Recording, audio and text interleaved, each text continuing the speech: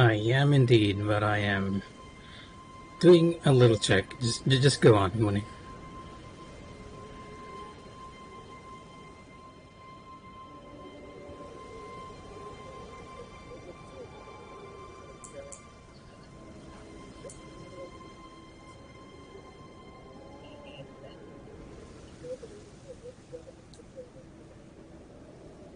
Just give me 1 second. I think my card is going a bit weird.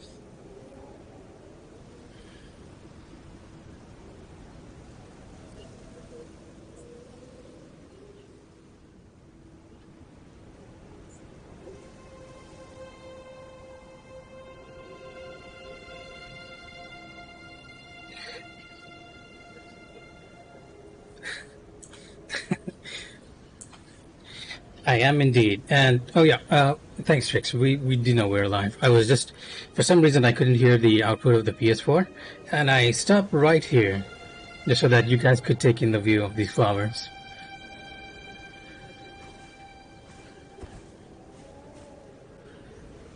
Yep, not this time. So, if you're asking about my progress, Trix, like, this is basically my home progress. I haven't really gotten much more time to play, and unlike the others, unlike most starting players, I think they were all funneled towards Stonewell.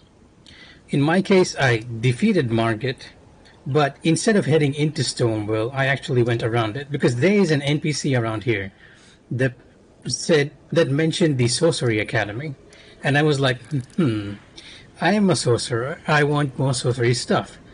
So naturally, instead of going to the castle, I went around to this cliff face to this area.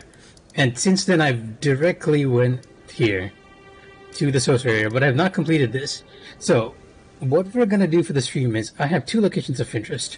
One is over here, which is the Carrion Study Hall. Like, there seems to be two types of sorcerers, the sorcery magic here, and that is Glintstone and Carrion. Like, Carrion is the anti-sorcery sort of thing. And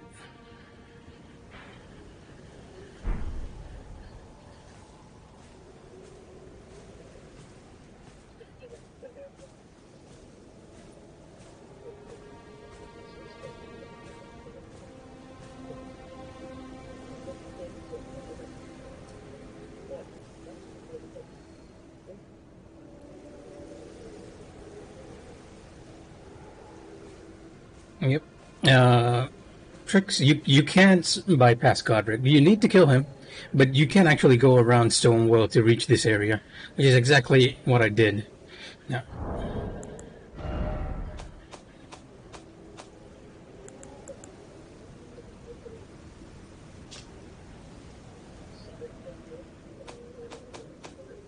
you're correct.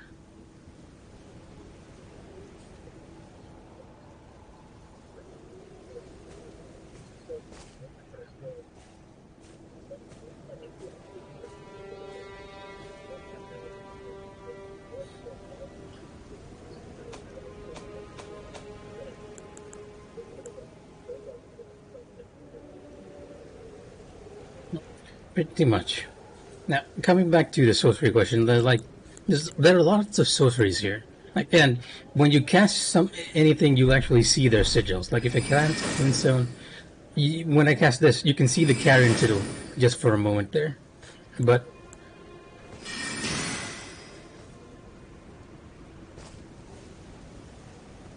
I do, but I don't think I can actually equip it at the moment. There's a quiz right here, but the general gist of sorcery is that sorceries are made from glintstones, which is the residue of stars which have basically died out. So if you go on, Mooney.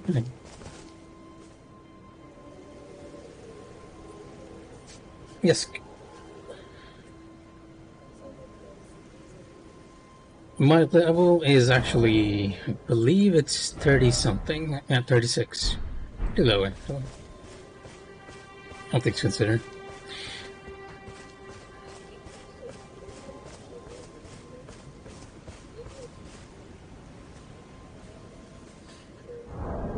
Oh,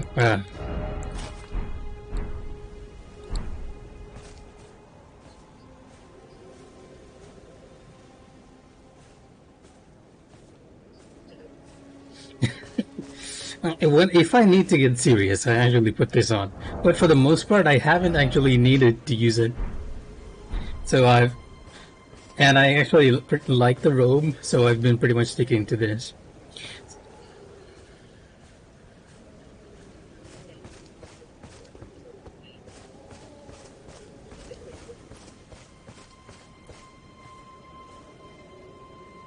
Yeah.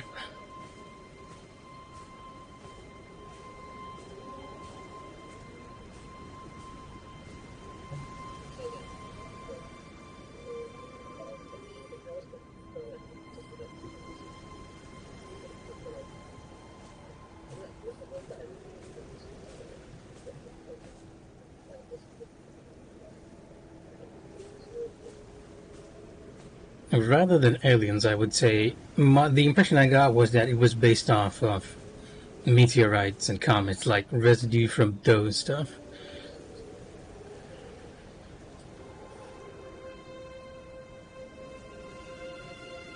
Yep.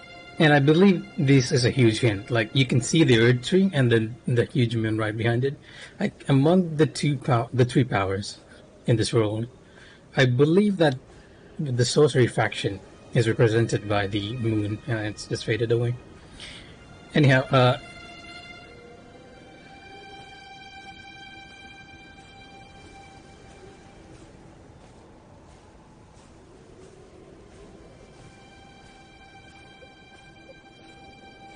fell apart.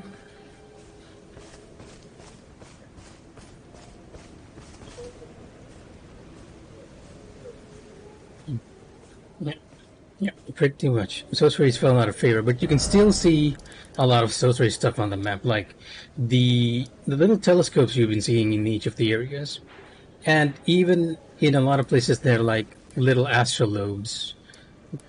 These are all indicating that like the previous generation.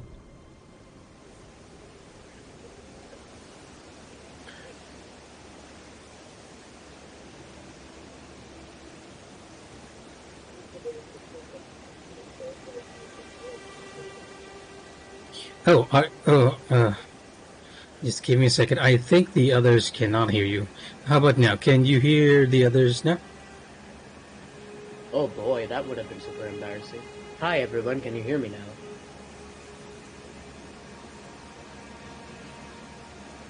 What do you think, Tessa? Just give them a second to comment, but I think your audio should be coming out now. Alright, fantastic. Shall we continue? Why don't you go, do whatever it is that you were setting out to do, and we'll just kind of take it from there. Right, so... Before that, that's an interesting staff you got there. That's not the traditional one, is it? Yeah, it is not the traditional one, and we are in kind of a luck as well. Like you see, this is a very rare weather effect. Ooh, the golden, what do you call it? The kind of the leaves falling. Yep, and this actually, see the little hand icon next to the health bar? I believe this increases the amount of souls you get. Like it's not confirmed by how much, but it does. Because it's almost the same as these items. And these are all items which actually increases item discovery and boosts your runes. And we believe that this is the effect you're getting.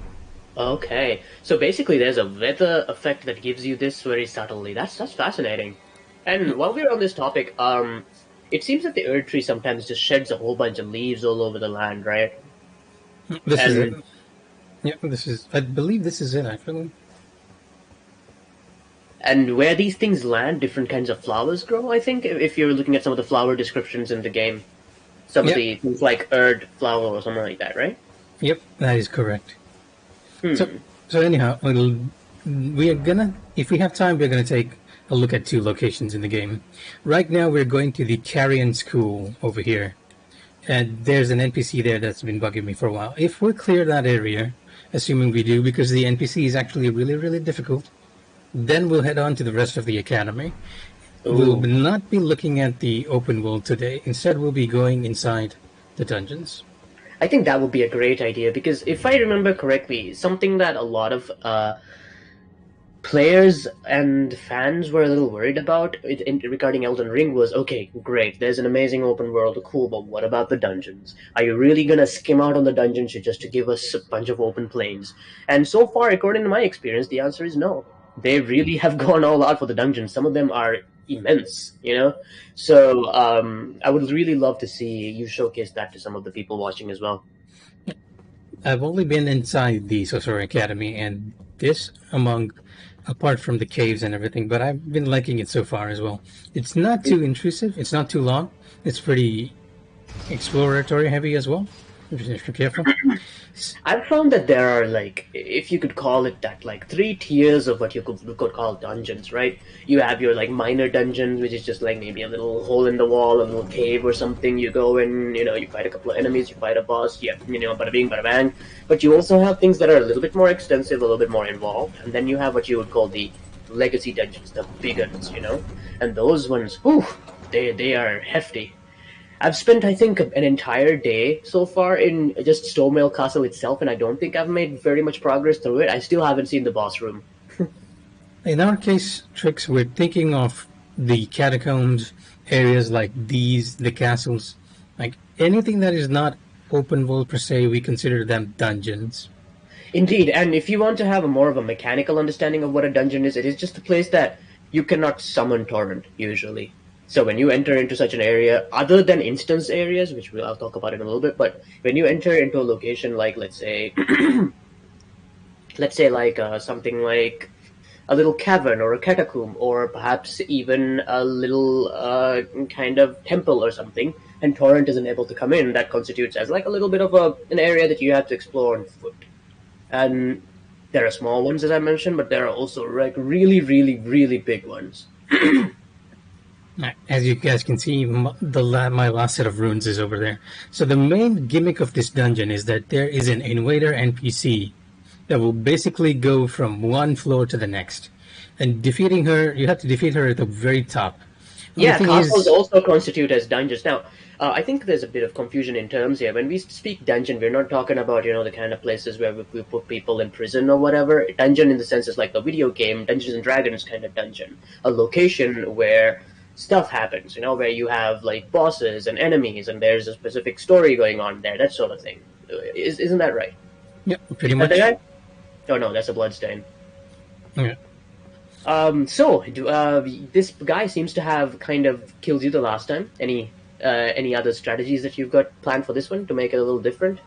Yeah. So the main thing I've been doing is, since I'm a sorcerer, she can pretty much one-shot or two-shot me if I'm unlucky. And since she's teleporting from one level to the next, I'm actually going to clear out all the enemies on the other levels first, and then come back to fight her. So right now, we're just going to do a mad dash up the stairs, and hope I don't get hit here. Oh jeez. These sorcerers, their casting speed is pretty fast as well, isn't it? This one's casting speed isn't all that high, but it is very dangerous. So I am going to clear out all the enemies here, just so that it makes it a lot easier for me to go back to her. That makes sense. And also I noticed that they were blue, a little bit like phantoms. I believe that a lot of enemies that are related to Carrion seems to have this color. The blue color or the pale ghost-like appearance? The pale ghost-like appearance. It's almost like Carrion has more or less just gone away, and what you're seeing right now are like the remnants of that society. Oh, I see. And also Trickster says, sorry for my input interrupting. It seems like YouTube chat is delayed. But you know what? No, don't worry about it. We love, clarifying these things and talking about it. We're talking about Elden Ring anyways. Going back to what you were saying, Nisam, I've also noticed some other phantoms in the game that are like more whitish in color. So what I'm thinking currently, at least, is that perhaps what we're looking at here is a phenomenon where, let's say, a group of people or a city just gets wiped out, and the residual thoughts, feelings, desires might be manifesting as people. So perhaps these people are just the former people who lived here now in something of a semi-solid spectral form, possibly, because these aren't the only ghosts I've seen. That is correct. Okay, I've seen people who are more on the fade side appear in golden as well. Ooh, that's interesting. I've seen white. That's the thing. If you remember, in Stormwell Castle, there's a group of people who wear this kind of, how to say, it looks like chainmail with like a cloak wrapped around the face. Kind of gives them a bit of a hunched appearance. I think they're called exiles, right? I've seen a few of those in white ghost form. So, does that mean that they have no allegiance? Perhaps. I believe so. With anything that seems to have an allegiance seems to be color coded for our convenience. True that. I'm looking forward to seeing purple phantoms because gravity allegiance. That's what I'm here for. All right, so I'm going to clear out the enemies over here as well because she's going to teleport up here. And this is where she can get really annoying. But the thing is, I have to be really, really careful because the explosion on that arrow she shoots can clip through the floor and kill me. I see. Well, Trista is just like you. They've seen cyan-based kind of spirits as well, so I guess we have that in common. I believe cyan is like Carrion? glintstone. Karen is a little darker. Ah, glintstone. Okay, I get it. Speaking of glintstone, one of the areas that you could kind of accidentally end up in, I don't want to spoil too much, but it's kind of like a mine where they're mining glintstone, right? And based on the things that I've read from the item description there, it seems that there is also a group of people who just collect these stones out of mines like pebbles and crystals and stuff just to try to tap into a little bit of magic. From a game mechanics perspective, it seems that these items are just, consumable spells. If you don't have the intelligence for, let's say, some of these spells, you could perhaps instead opt to use these items, right? And what really kind of caught my eye was that most of these items have the description like, no self-respecting sorcerer would use it. Yeah, that's what I'm talking about. So what I'm saying here is that it seems quite interesting to me that magic, or at least glintstone sorcery, there are people who study it, and there are people who want it enough to basically try to MacGyver or bootleg their way to it. What is your take on that? I feel like the minor people might actually be subservient to the glintstone people in Raya Lucaria at the moment. That is so far the impression I have on it. And Trickster, I am actually really liking this game. I am a huge fan of the Souls games. I think I may be one of the few people here who have actually started straight from Demon Souls. You are. So I've been following them since then. Once upon a time, this guy was the one guy who was out there saying, hey, Demon Souls is really good, y'all. Try this game. It's going to be big one day. Nobody really listened to him at the time, but now, hindsight is 2020. You really called it then. It was a very, very different experience. And I think everyone understands that experience now. Just going through all this together with the messages and everything. The sense of discovery and adventure, I think, is quite phenomenal. I've been playing Elden Ring as well, and one of the things that I've really loved about it is just how, at first, I was surprised by every weird thing that I saw, but at some point, the sense of surprise kind of faded away, and I was just, expecting the unexpected, okay, I'm fighting a knight guy. Wait, he has wings now? What? But it doesn't, make me feel cornered or vulnerable or anything, in the sense that the surprise catches you on your back foot. It kind of just thrills me. I'm like, oh my god, there's more than what I thought. That's I don't know, it's fantastic. The weirdest experience I've had so far is to discover a giant prawn in the game. Oh my god, yeah, I've seen that thing too. I thought crabs were bad, but the prawns are way worse. Uglier too. No offense to any prawn fans, I guess. I don't know if there are any. You just don't really expect to come across a giant prawn, is the thing. No, not at all. I was a little hesitant to even approach it, thinking, okay, is it the front that's more dangerous or the back? Because both sides look terrible. Alright, now that we've actually cleared out the upper floors, we are gonna see. Okay, there's one more person shooting a bunch of arrows. Is that her? That is only her. Eee, that is like the Call Beyond from Bloodborne, which is a spell I used to love because when I used it, but not so much when other people used it. How dare you? The Carrion Slicer. I really love this spell. I respect it immensely. Like, it has saved my life more times than I can count. Most of the spells are not effective against her, but the Carrion Slicer actually does a decent amount of damage, which is why I'm using it. Unfortunately, she can almost one-shot me. I can see that there. Oh, jeez. Not again. Damn it! I hate this spell when other people use it. Alright, yeah, you know, it's the 26th of July over there in Elden Ring Town, so they're just having their independence celebration with all the fireworks. There we go. And of course, she never runs out of FP, does she? Yeah, she does not. I have tried to wait her out, and it seems like she has almost infinite MP. So we're going to try this one more time, and if I fail, we're going to go to Rhea Lucaria, because I don't believe it's going to be interesting to see for all of you me dying over and over. Speaking of that, let us adjust that death counter. Trickster asked me whether I was playing a sorcerer too, and yes, I am. And the reason for this, if you actually are interested, is because I've heard that they did a lot of work on the magic system of Elden Ring to kind of polish it off to make it a step above what it used to be in Souls games, right? So I thought, okay, to get that experience, I might as well go sorcery. And then what happened was I found lore that was so fascinating that I just ended up just sticking with it for the lore, you know, not just for the mechanics. Here's a question for you, Mika. What is your catalyst level up to now? And which one are you using? I was wondering that as well. Carrion Glint Blade staff. That's beautiful.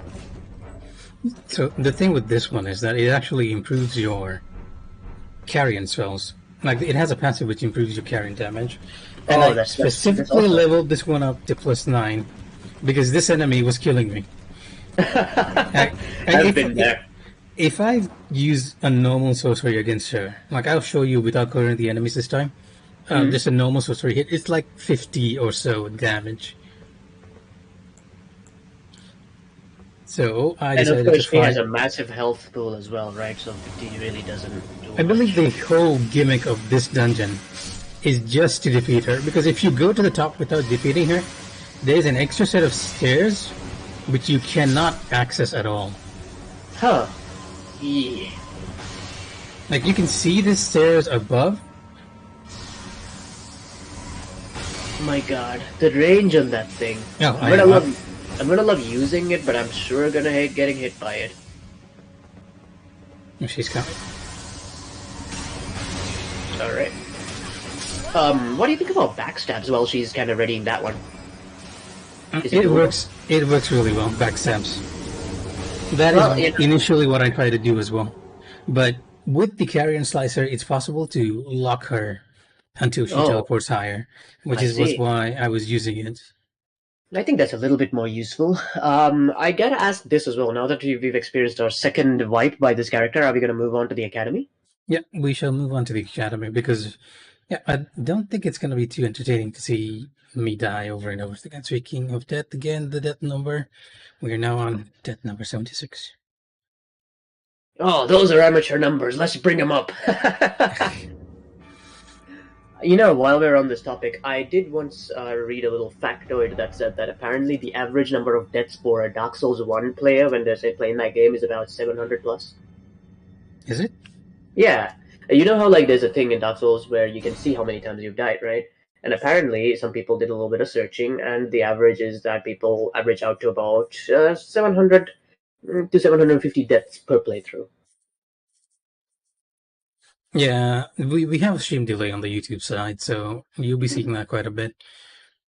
I wouldn't be surprised, actually, if people had like 700 plus deaths in Dark Souls. Like, that was a learning experience for a lot of people.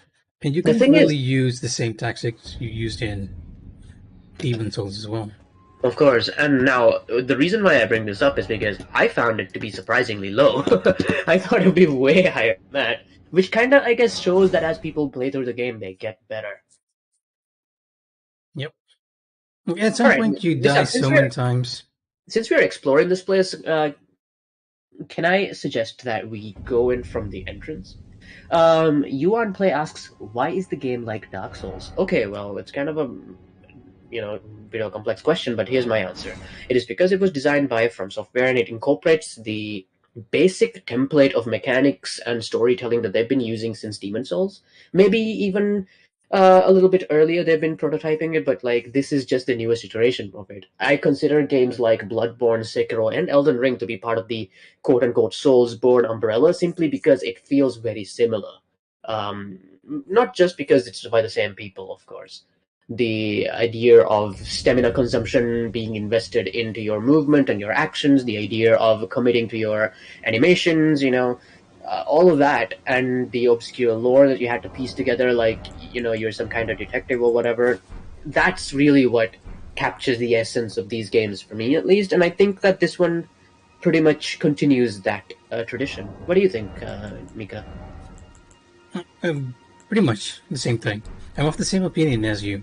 Like, the only difference here is that they've taken basically every concept they've gone through in all the games and amalgamated all of them into one very seamless experience. Also, Trickster says in Dark Souls 1, there was mostly a DPS check on Ornstein and Smog. Smog? I don't know, we'll talk about it. If you make it through that, most likely you can steamroll through the Lord's Souls. And, I think they're right. Ornstein and Smog, definitely one of the most memorable bosses for me from that game. I really, really enjoyed fighting them, despite the fact that they wiped me so many times. The music was amazing, they looked amazing, and I love the fact that, like, depending on who you took down first, the other one had a different reaction. I thought that was kind of cool. Just sadly pointing out that Smo has no remorse in taking care of Ornstein, while Ornstein will actually be a lot more respectful to his body. Yeah, that kind of made me a little sad. Like, it's like, yo, man, Smo, yeah, if you had been the first to go, Ornstein would have been so nice to you. Like, why you gotta be like that, man? But I guess it makes sense because from the lore of that game, this guy Smo was kind of okay, wow, this is relationship with Hogwarts over. This is my new magical academy now. I'm done. I'm coming here. Anyway, as I was saying, Smo is described to be kind of a brutal and a bit of a inhumane fella, so it makes sense in that way, but man, that sucks. Alright, this is another death trap. I remember dying quite a bit here as well. I'm not sure whether I'll fare the same now. Oh wow, look at all those bloodstains, my goodness. Oh yeah, these two are supposed to be exceptionally fast and powerful sorcerers, right? Oh my god. I believe they are using the faster version of Glintstone as well. Is that the one that you're using? Swift Glintstone Shard. Yep, it is indeed. After a while, it's possible to actually drag one of them downstairs, which makes it a lot easier. Tristan says, could you please go back to my previous questions? I'd still like to know about those. Mika, if you could see the chat from the YouTube perspective, or should I take a look at that? No, I can see it. Alright. How are the close encounters working? So far, so good. Even though I've been a sorcery character, you can see that I have the Carrion Slicer equipped. And I've been using the S-Stock as my second. Like, the one improvement they made is actually guard counters that you can do now. Like, after a block, you can do a guard counter, which makes things a lot easier for people who are not using it. Well, while we're on the topic of guard counters, there's something I'd like to say, and it is this, okay? I have always been somebody who is the worst at parrying. Never really pulled it off. I think I'm just not built that way, so Sekiro is really hard for me. But anyway, guard counters, I think, were created perhaps to help people like me who just suck at it. So basically the way it works is you have your guard, and after a successful guard you can counterattack. You don't have to kind of guard at the exact right time or anything like that, which is just such a relief. And I feel like I'm, slightly better at this game because of it. I super appreciate it. I feel like I'm getting really says, wow, boxed the character is... Sorry? I didn't quite catch that. Yeah, no, I'm just saying that I feel like I'm really boxed in. I think that you're making a little bit of progress, though, because these two are separated, which kind of makes their danger a little bit less. Anyway, Yuan Play says, wow, the character is so cool and well animated. The coolness of the character you can attribute to Mika's good fashion sense, but the animation is definitely all from off. And while we're on this topic, I want to say this, of sorceries and speedy sorcerers. These people are likely very fast because their dexterity stat is likely somewhat higher than average. In Elden Ring, dexterity is not only good for dex weapons, but it also helps with your casting speed. So when you pick your sorcerer class, one of the interesting things about it is that it has the highest intelligence, obviously, for any class, but it also has pretty decent dex, with the implication being that you should keep bumping it up over time. Is that? Oh, I actually did not know that Dex affected casting speed. I don't know exactly how much it does, but it does affect it. Oh my god, I hate these guys. Apparently these guys are like marionettes designed by the sorcerers, but I cannot imagine for what purpose. Like, what are they even for? I believe this is exactly the reason that they're for. Like, Guards? Yep. So the sorcerer can actually cast safely from the distance. Oh, okay, so these are like the, how to say, in like an MMO, they go towards the enemy. Yep. They are the quote-unquote tanks of the party. I thought they were like practice dummies or something, you cast spells on them, but it makes sense for them to be this sort of existence. Okay. Big Head Logan is coming your way. I believe he's mistaken as to where I am. Excellent, you can go and poke him in the back. Hello! I'm wearing the same outfit as you, but somehow I'm cooler.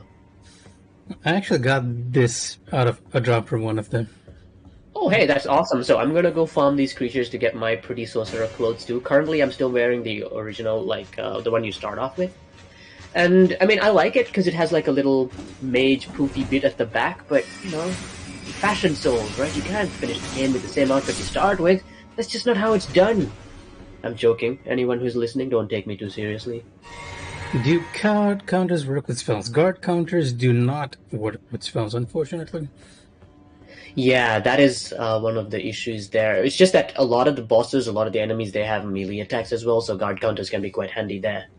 And you are right in that guard counters actually do more poise damage to enemies. Poise damage, thank you. I was just about to segue into that, and you have given me the perfect opportunity. In case anybody's listening and are not aware, Elden Ring has a few hidden mechanics, right, that they don't really inform you about. This isn't one of them, but this is somewhat like that. Poise does exist in this game as a meter like Sekiro that can be broken, except that you don't really see the meter, you just know when it is broken. Certain attacks do poise damage a lot more than certain other attacks. For example, the R2 attack, the strong attack, it can do a lot more poise damage than just simply HP damage. So you might want to alternate between, just hitting the HP and just hitting the poise, because if a poison is broken of an enemy, they kind of have that thing where they get staggered a little bit, right? And some spells are excellent poise breakers as well. For me, I think I've found my best results to be when you press X to jump and press the strong attack, you kind of come down with like a kind of... I would say they call it a jump attack, but it's really more like a spear attack from above. But it's pretty good, does a lot of damage, and it also affects poise quite a bit. But the thing about poise is that if you leave the enemy alone long enough, it recovers. So you might want to keep the pressure on. The best way to think of it is that if you play Sekiro, you know that gauge at the bottom, right? It's the same concept here. Like, there is an invisible gauge that if you fill it off, it'll break. It's the same for the other status effects as well. Like, the poison and everything, you need to keep the pressure up to actually apply it. And the fact that the bar is invisible is one of why people might miss it or achieve it and not really know what they did. They'd be wondering, okay, this guy just staggered, why is that? And this is why. There is an invisible poise bar that's kind of being tracked. Oh boy. Yeah, so anyway, where are you right now? From the academy, you've gone into what looks to be a graveyard? Yeah, after the first section, you're actually outside in this open area sort of things. And I believe these are all people affected by too much exposure to glintstone. Like, they seem to... I see. Hey, by the way, Trickster says, hey, I found that I'm really unsuccessful plunge attacks in this game. Are they even there? It seems like I'm just doing a jump attack while falling. And I think I agree with you. I haven't really done the same kind of plunge attacks that you would do in other Souls games in this one. I think that they are trying to emphasize the jump attack a little bit more. Every time I've pressed R1 while falling, it hasn't really been that significant of a hit. So I'm going to try it with R2 at some point and see how that goes. As a sorcerer, I haven't really done it So I haven't really done any plunge attacks. So I haven't really noticed. In my case, I had this thing where I thought, okay, I can be a sorcerer and pelt things from a distance, or I could have a magical katana. So I've been having that, but either way, I haven't been able to plunge attack the same way. Oh, Yuan Play says, how long has it been since we played Kenna, the Bridge of Spirits? I don't know if it's the right name. I think it was Thunder Tortoise that handled that one, right? I think it was just when we started streaming. Probably. Yep. That was among one of the first streams we ever did. I think it's been at least about 2-3 months since then, right? Might have been almost 6 months since then, right? We started maybe 4 months. Yeah. So if a few months is the overall statement here. Was that a guy or is it like a normal spirit?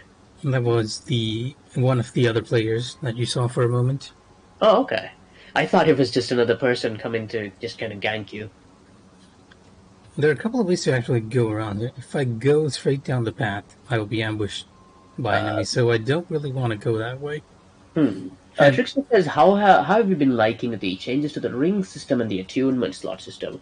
So let's talk about both of them separately. Let's go with attunement first, right? If I'm not wrong, Mika, correct me if I am. In Dark Souls or other Souls games, you used to have a thing where you could attune certain items, certain spells at bonfires or whatever, and those are the spells that you would have, and you have a limited casting of each, so maybe like 3 uses of Fireball or whatever. But here, it's more related to FP, right? Yeah, is that pretty much right? How do you feel about the change or the upgrade? I believe that system was only there for Dark Souls, the Dark Souls series, because this is very similar to Demon Souls. Like Demon Souls had this gauge system as well, and since I originally came from that, I actually prefer this system much better. I absolutely agree. I think that if I were a sorcerer who had a limited casting of spells, which seems super arbitrary compared to at least a meter that I could kind of keep an eye on, I'd feel cheated a little bit, So I'm really enjoying having a meter to deal with. And, for the first time ever, I'm actually using those blue Estus flasks. Sorry. Flasks of cerulean tears. I correct myself. Anywho, now about the ring system. In case you weren't aware, in other Soulsborne games, you have a bunch of rings or different accessories that you can pick up. So most of them. But here, you have talismans, right? Correct. And it seems like when you defeat specific bosses, your talisman count actually increases. That's something I noticed as well. I was going the whole game with just one talisman, and then I kind of checked out my equipment and realized, oh wait, I have the opportunity to have another one. Okay, let's put one on. And speaking of talismans, there are some really good ones here. They haven't just copy-pasted like, oh, the blood bite talisman and the poison bite talisman. I mean, I'm sure counterparts do exist, but there are some really helpful, useful ones, And I think, as far as I've experienced, I do notice a change in my damage output or whatever it is it influences when I put them on, like an immediate visible change. It's not minute as far as I can see. And there's a lot of variety too. Like I have one that increases fate. This one I picked up from the tower we were in before, which increases the amount of MP you get back. And then man. That would be so useful. And then you have things that improve your stamina against blockers, and enhances horseback, use raw spells. This is the old blue gemstone tearing and critical hits. There is a lot of stuff here. It is, I guess, kind of reworked, right? Oh, by the way, I like that red-looking one there, like a bit of a, I don't know, thorny plant or something. I really like it because I've managed to obtain it myself. It apparently does a thing where when you do backstabs, you get HP back, which is just fun. Yuan Play says, wait, how much did you die? 77 times so far. And, don't worry, we'll be raising that number soon. I have no doubt. When I started off, people were asking me why I put 3 digits into that counter. And I'm like, I know I'm going to be above 500 by the time this game ends. Agreed. I think that, me personally, it's probably going to be in the 4 digits. Because, oh man, I die a lot. I'm starting to like. I've kind of gotten used to some of the older Souls games, so I was like, yeah, I know what I'm doing. But this game has truly humbled me to the point where I'm now thinking, maybe I'm not as good at Souls games as I think I am, and I think it's a very fun experience that way because it kind of humbles you and kind of makes you approach them with the same sense of caution and respect that you would give them if you were playing them for the first time. Just because you played some before doesn't mean that you're the expert. At least for me, that's my experience. Elden Ring has been consistently surprising me to the point where I'm convinced that like I'm relearning this from the ground up. Oh, The that only was close. the only difference seems to be that my expectations are rather different of the game and the mechanics and the systems. Whoa, whoa. Oh yes, dogs. While we're on the topic of dogs, we are now fighting one. I'd like to point this out. Every dog in every From Software game, horrible, terrible. Does someone at FromSoft hate dogs? Is that what's happening here? The wolves aren't too bad. It's always the dogs. Like, you just can't deal with them. Even In like- every game, I swear. like one of the most difficult enemies in this game is slightly easier if you have a shield. Like here's someone. I see shooting Prawn. But if you give them a chance, they'll still tear you apart. The only thing worse than dogs are dog bosses, like giant dogs. Terrible, Oh, yeah. hate them. Oh, But yeah. hey, while we're on this topic, one of the worst things that FromSoft has done with dogs, I suppose, in my opinion, came in Bloodborne, right? Where they had really, really annoying dogs, and you also had really, really annoying crows. And at a certain point, they showed us dogs with crow heads and crows with dog heads, and it was the worst thing ever. Congratulations, FromSoft, you have now tainted my dreams forever. Yuan also says, a friend timed me and I died more than 693 times. Good luck. Hey, you know what? That's great. I bet you enjoyed every single one of them, every single second of that experience. Except for the part where you died. But let's get par for the course, right? And I like to think that the more we die, the slightly better we get until eventually our patience wins over and we kind of blast through this game like a slow rainfall just eroding a mountain. I think if you're not Mika's kind of patient- in focus mode right now, so I'm gonna just keep babbling unless you guys have something to say. No. I would disagree with you. Like, you need some amount of patience to actually defeat the game. Like, you don't even have to really bum rush it. As long as you are playing it safe, like taking things through, it becomes a lot easier. Like before, I went through the upper path, and I was ambushed by enemies. But there is a lower path here, and I completely avoided all the enemies over there just by looking around. And there's a lot of stuff like that in the game. Like thank you different for ways mentioning that. to approach the game.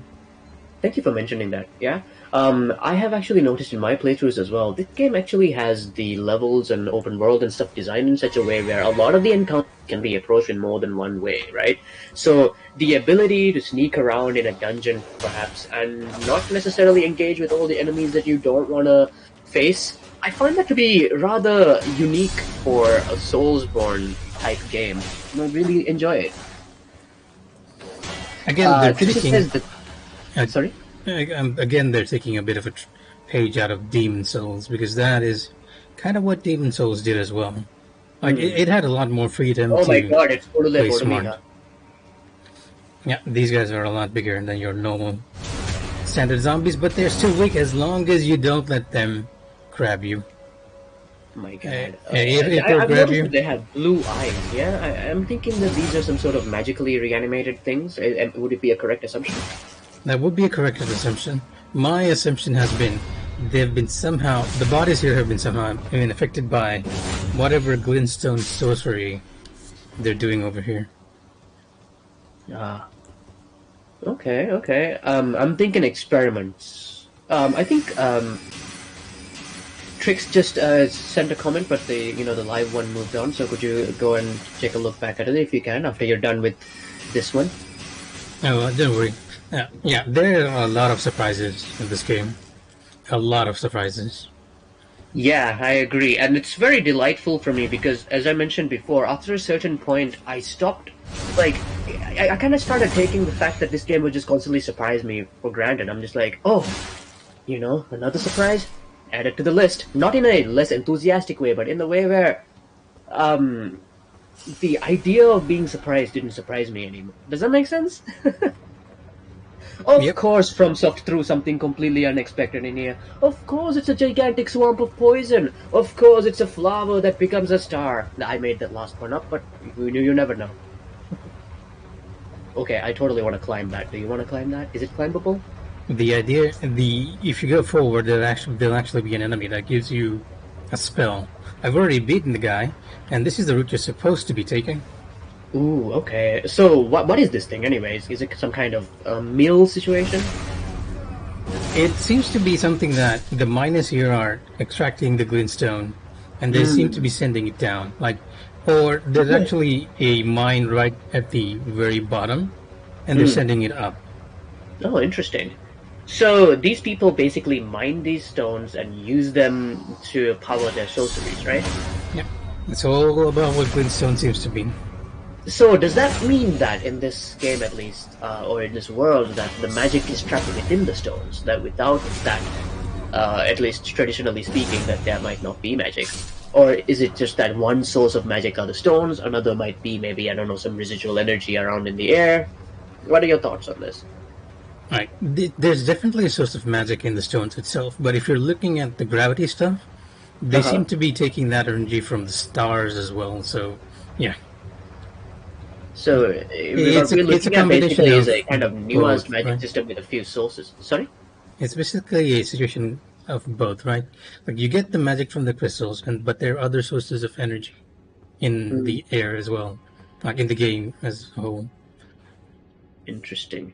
So far, one of the things that I've been thinking playing this game is, okay, so this is a story that's by Hidetaka Miyazaki and also George R.R. Martin. Where's the Martin part in this, right? And I think that the quote-unquote Martin part of the story is how there are multiple factions, there are like a lot of complicated history and lore to it, and I'm really enjoying it. I feel like, at least compared to a lot of the other Souls games, this one has a lot more active participants in the story. Wouldn't you agree? Oh, oh, that's a great spell. I love that. It's a weapon art, I believe, right? I have not got that one, yes. I do believe it's the same. What's the difference is that this time they've actually placed it a lot more on the forefront. Like with the other games, you have considerably less people explaining stuff to you, but now you have a bunch of people giving you a lot more exposition. It's still Hmm. all very vague, but you're still getting it a lot more compared. And that actually puts the forefront on the story a lot more than it used to be.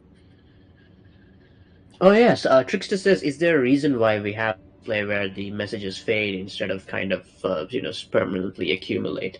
It's an interesting question. Mika, So what are your thoughts? the reason for that is actually not every one of us have the access to Restream at the moment.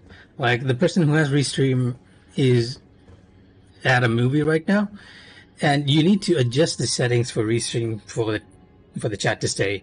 Ideally, if I had access to that, I would have made it so that the chat will stay in the box, which was the Hey, whole so reason why I something made it. look forward to in the future. Yep. Because there's really no purpose if you do not place the text there permanently to have a box there. It's true. It's true. All right. So going back to what you were talking about, right? I think we were talking about sorcery-related lore, right? More that you get exposition a lot more than before, right? Right. About that. I agree. It's just that, just like in Souls' typical fashion, a lot of it is a little bit vague, which I enjoy kind of figuring that out. Um, Speaking of this game, though, and talking about different aspects of it, there has been some amount of controversy that this game has also garnered. Have you heard about this? Is it the The well? journal-related controversy. In case anybody is not aware, popular games journalist and games personality, let's say, Jason Just Schreier, Schreier? recently spoke about Elden Ring on his Twitter account, where he said that he recommends you take a notebook with you, like a physical or a digital one, to kind of track down some of the NPCs and the various quests that you might be involved in, right? And this caused a lot of uproar, where the argument seems to be that why doesn't this game come with a quest log? If this were another game, this omission of this feature would be a hugely controversial thing. So, Mika, any thoughts on this? I do have mine, but I'd like to hear your perspective as well. I actually do believe he has a point. Like, if this were any other game, Hmm. like if it was let's assume that it's one of the AAA budgets that we usually used to, like Assassin's Creed. If Assassin's Creed didn't have a quest log, Hmm. people would riot. Hmm. Like, if it was a completely new IP, though, I do not believe people would make much of a problem as long as you can make sense of the game. The important thing here is the game leading you enough that you can track your quest without the need for it. Like, but is the game okay with you not being able to track the quest and losing a part of it? And I believe Okay. FromSoft is okay with that. That's why they're doing it that way. Interesting, interesting. Okay, so here's what I think, and I think some of our members are also kind of getting in on the discussion here. So, hey guys, get ready, hot take incoming.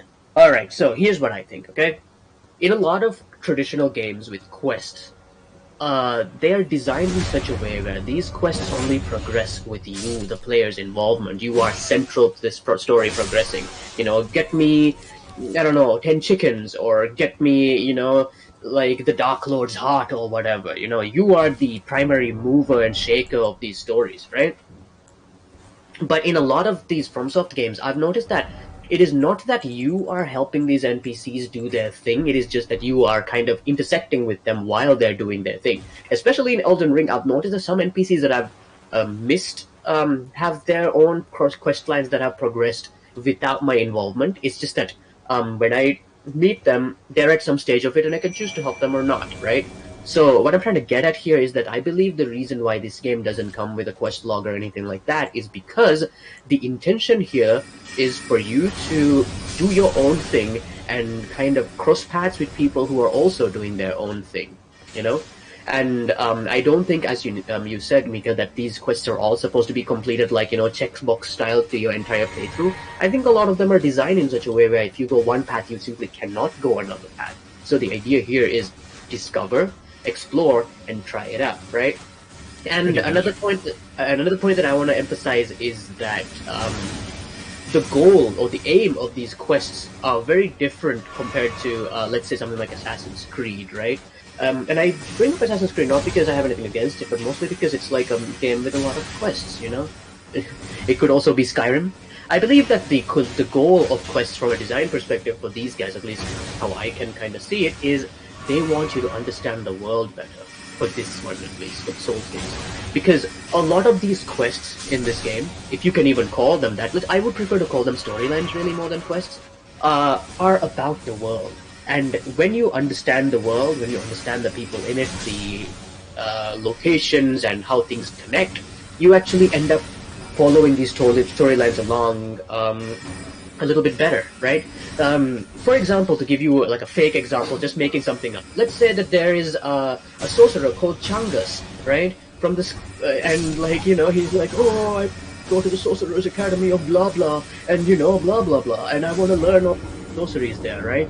So when you are currently in this sorcery academy, so it's very expected that if you actually end up here, eventually you run into Wizard Chungus, and his story would progress a little bit more. But if you actually didn't give a crap about sorcery and the sorcery schools and going to places, it's possible that you'd end up missing Chungus, and Chungus would just complete his storyline all on his own. That's how I view it anyway. uh, so that's my thoughts on the thing. What do you think about that, Mika? There is an element of player interaction in the story. At some point, you need to intervene at times, but for the most part, that is true. Hmm. The game doesn't care whatever you're doing. So, if you miss something, that's on you. If you miss a storyline, if you don't follow an NPC, like most of the time, if you talk to NPCs afterwards, they'll tell you, like, "Hey, I'm going this way." Like Hmm. I met a That's, huge jar that told me that he's going to Redstone Mountain or something. that's So exactly what I mean. A lot of the time, these people specifically do tell you the journal thing. It seems to be just because you are a human being. you might not remember that you met Chungus in the poison swamp, and he's now going to the academy of blah blah. It just helps, I guess. And I think having that in the game would actually remove a little bit of that exploratory self-discovery aspect. But that is just how I feel. Please continue, Mika. Sorry to interrupt you. No, not at all. I actually agree. Like, for me, figuring things out a lot of the time is a lot more fun than being directed to some place. I might even forget of the quest, and then I might just come back and just meet the NPC on the road, and then I'll be like, "Ah, I met you before, so this is where you've been." Like those moments, those experiences, you won't get them if the quest log is always pointing you to the way. And just to make a counterpoint here, there are cases in the game. It's not completely unmarked. There are cases in the game where NPCs will actually tell you where they're going or where you need to go. Like this was marked to me for me by an NPC saying, "Go here to find this person." Oh, that's interesting. That hasn't happened to me yet, but I think that's pretty cool. That also does help out a little bit. And we live in an age of over tutorialization, of over explanation, and I don't think that like it's just as simple as tutorials bad. I mean, accessibility and making sure that more types of people are able to play these games is always good, I think. But at the same time, I think that there is a joy in discovery, in learning the person that plays, like genuinely picking up on something and figuring it out. I think that people like puzzle games for a very similar reason, where you use your real logic to try to solve it, right? You want to... Hi there. And Redstone, that's not Minecraft. I gotta say, in my adult life, I really appreciate the few opportunities that to kind of just discover things and learn things on my own without, having everything spoon-fed to me every time. I mean, there's a whole scale there, sliding scale from too much explanation to too little, but I do think that video games tend to err on the too much side more often than not, and it, I think, is a little detrimental to the overall enjoyment of it, because I suppose certain developers don't want people to miss out all the things that they worked super hard to make, but another perspective is that making them missable makes them precious, but, these are opinions, I guess. I believe we're almost running out of time here as well. Glintstone Wetblade. Interesting. Glintstone Wetblade? Hey, that's quite fascinating. Let's take a look at it. I believe this is something to do with your ashes as well. I think you're in the wrong menu that it's crafting.